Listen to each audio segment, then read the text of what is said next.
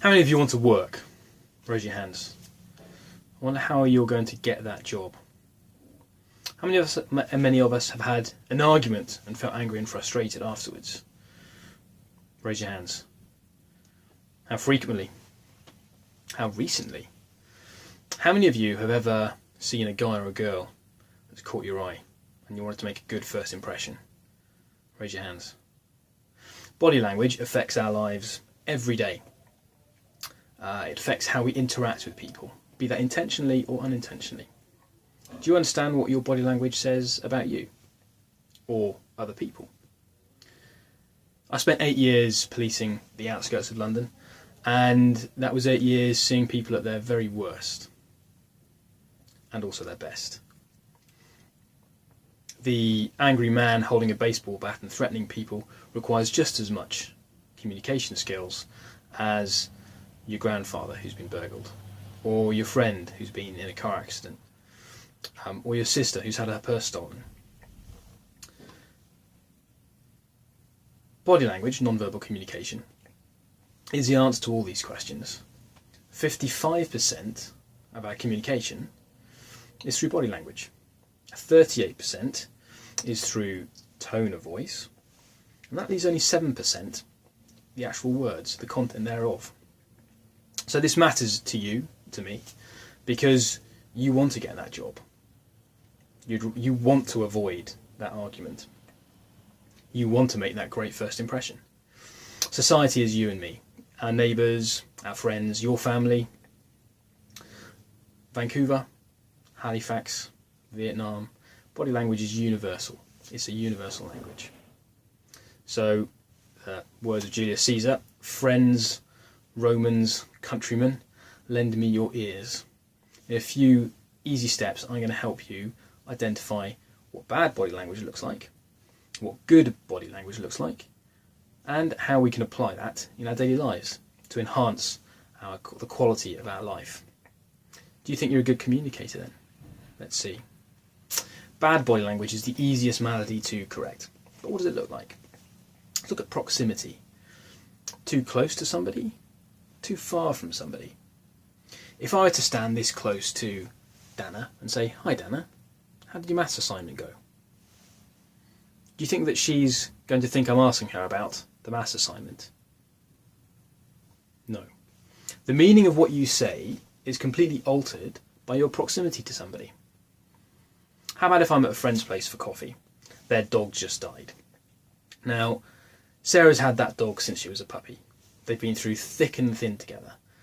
Boyfriends, the first house, a new job, a bad day. She's upset.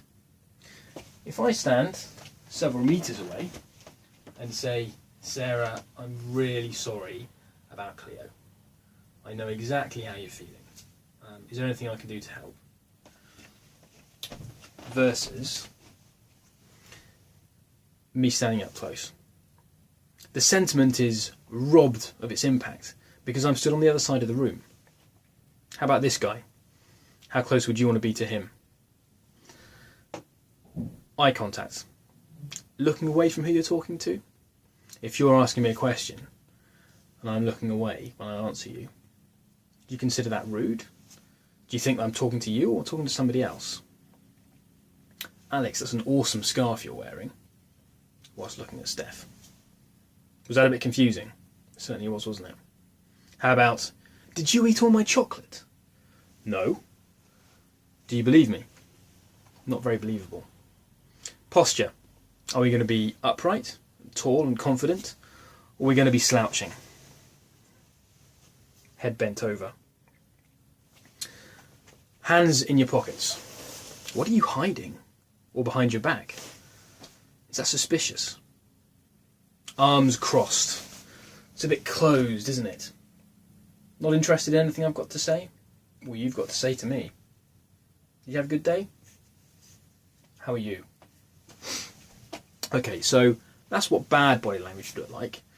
Let's help improve that. What does good body language look like? This proximity, this diagram shows you that less than 46 centimetres is somebody's intimate space. Between 46 centimetres and 1.2 metres is the personal space. And then social space would be 1.2 to 2.4.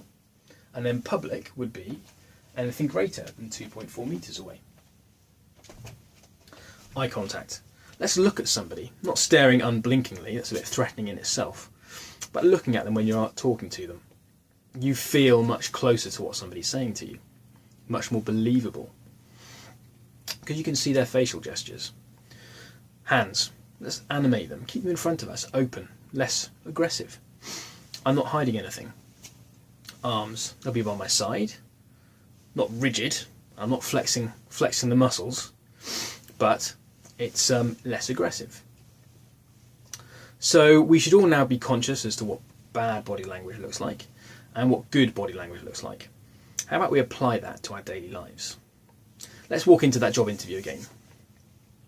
Let's walk in quickly, slouch, look at the floor when I'm talking to them, or look and answer only to the person that I think is going to give me the job. So I've got a headmaster at one corner asking me a question, but I'm talking to the board president. It's a little bit rude, isn't it? I'm going to lay back or slouch in my chair, cross my legs. Is that a good impression? Versus, let's try it again. Let's walk in deliberately, looking tall, confident, feet placed evenly when we're stood. I'm going to sit upright in my chair, not ramrod. I'm going to keep my hands in front of me, and I'm going to always look at all of them. Whenever I'm answering any one question, they will all get the answer. Who do you think gets the job? How about this one? Your partner comes home. It's obvious they're not in a good mood. Short with their words, frowning, not very talkative. And guess what? You were supposed to get the dinner ready. How could your partner possibly get the dinner ready after they had such a bad day? Do you turn your back and walk off whilst talking? Or do you become defensive, fold your arms and say, sorry? It's not very believable. Do you stand well away and say, sorry you had a bad day? Or should we talk to them? Get into the personal zone. Look at them when we're talking to them. Keep our arms in front of us and our hands open and animated. And say with empathy, I'm sorry you had a bad day. Which do you think has the more pacifying effect? So, were you a good communicator? We've looked at bad body language. Folded arms, hands in pockets, too close, too far away. We've looked at good body language. Open, tall, relaxed, but not too much. Open hands. And we've looked at how we can apply it in our daily lives. So, our lives, our experiences, they're a catalogue of the very best of times, the best memories, and the very worst of times, the worst memories. The quality of our interactions with others defines the quality of our lives. I'm going to end on a short note about what I can conceive as good body language. I went to see Never Reported abduction or attempted abduction of a child. She was only 14 years old at the time, at home alone, and a man had come to the door asking to speak to her brother. And when he'd established there was nobody else there, he forced her into the house, assaulted her, and then dragged her outside to take her off in a van. She managed to escape when they got outside and she ran off. Now, when I got there, she was visibly upset, traumatised. But by good communication skills, going out of the room whenever I had to make a phone call to the supervisor, talking to her and not at her, asking her as opposed to telling her, going at a slow enough pace so that she understood. She was able to deal with the immediate aftermath and the trauma in a much more effective manner. And she now wants to become a police officer. How about that? There we go. And that's all I have to say, but I hope I've managed to teach you something about body language. Thank you very much.